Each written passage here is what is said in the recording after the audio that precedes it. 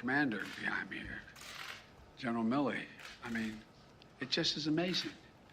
Yesterday, we saw reports that Russian forces were holding hundreds of doctors and patients hostage in the largest hospital in Mariupol. These are atrocities. They're an outrage to the world. And the world is united in our support for Ukraine and our determination to make Putin pay a very heavy price.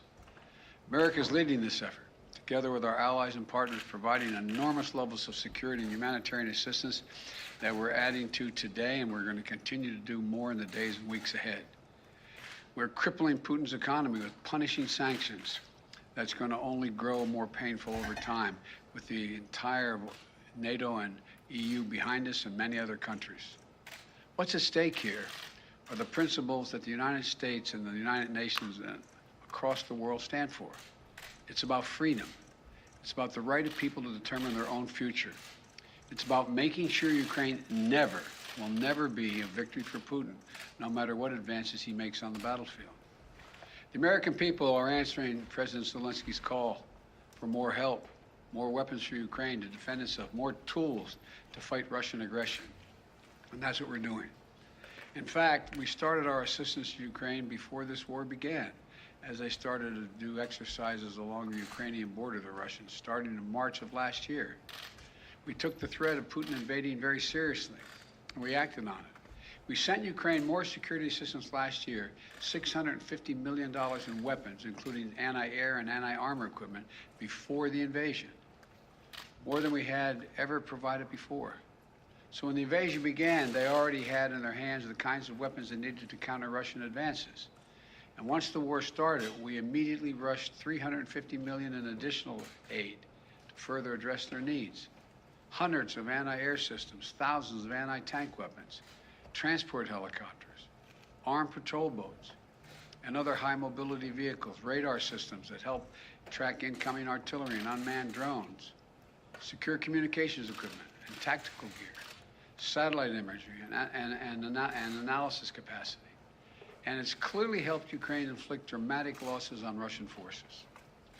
On Saturday, my administration authorized another $200 million to keep a steady flow of weapons and ammunition moving to Ukraine.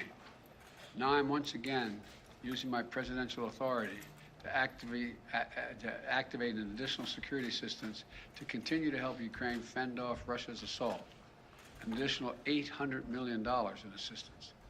That brings the total of new U.S. security assistance to Ukraine to $1 billion just this week. These are direct transfers of equipment from our Department of Defense to the Ukrainian military to help them as they fight against this invasion. And I thank the Congress for appropriating these funds. This new package on its own is going to provide unprecedented assistance to Ukraine. It includes 800 anti-aircraft systems to make sure the Ukrainian military can continue to stop the planes and helicopters that have been attacking their people and to defend their Ukrainian airspace. And at the request of President Zelensky, we have identified and are helping Ukraine acquire additional longer-range anti-aircraft systems and the munitions for those systems.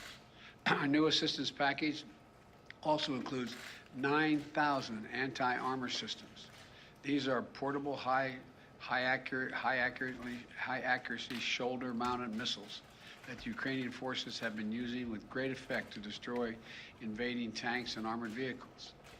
It'll include 7,000 small arms, machine guns, shotguns, grenade launchers to equip the Ukrainians, including the brave women and men who are defending their cities as civilians, and they're on the countryside as well. And as well as the ammunition, artillery, and mortar rounds to go with small arms, 20 million rounds in total, 20 million rounds. This will include drones, which demonstrates our commitment to sending our most cutting-edge systems to Ukraine for its defense. And we're not doing this alone. Our allies and partners have stepped up to provide significant shipments of security assistance and will continue to help facilitate these deliveries as well. The United States and our allies and partners are fully committed to surging weapons of assistance to the Ukrainians. And more will be coming as we source additional stocks of equipment that we're ready to transfer.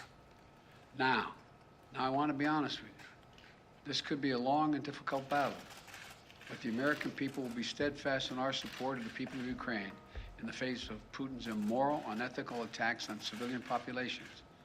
We are united in our abhorrence of Putin's depraved onslaught, and we're going to continue to have their backs as they fight for their freedom, their democracy, their very survival.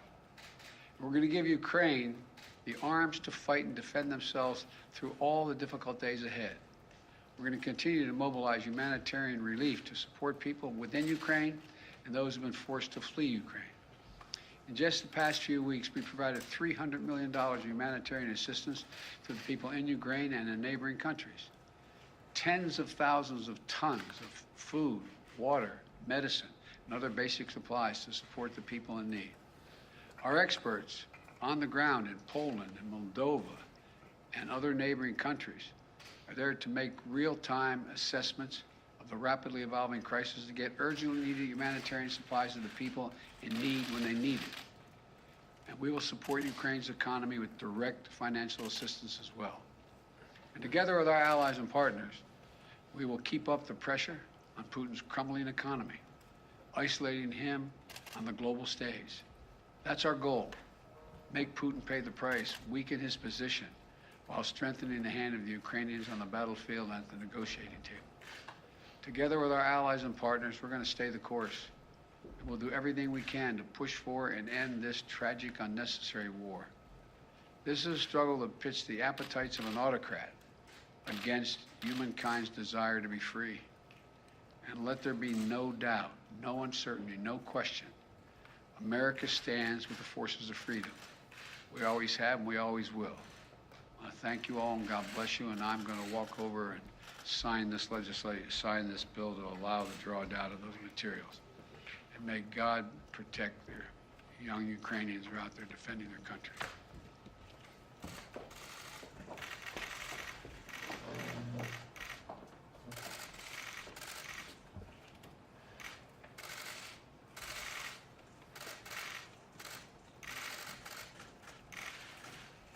What I'm signing here is delegation authority under Section 506A1 of the Foreign Assistance Act of 1961, translated into plain English, a total of $800 million in defense art.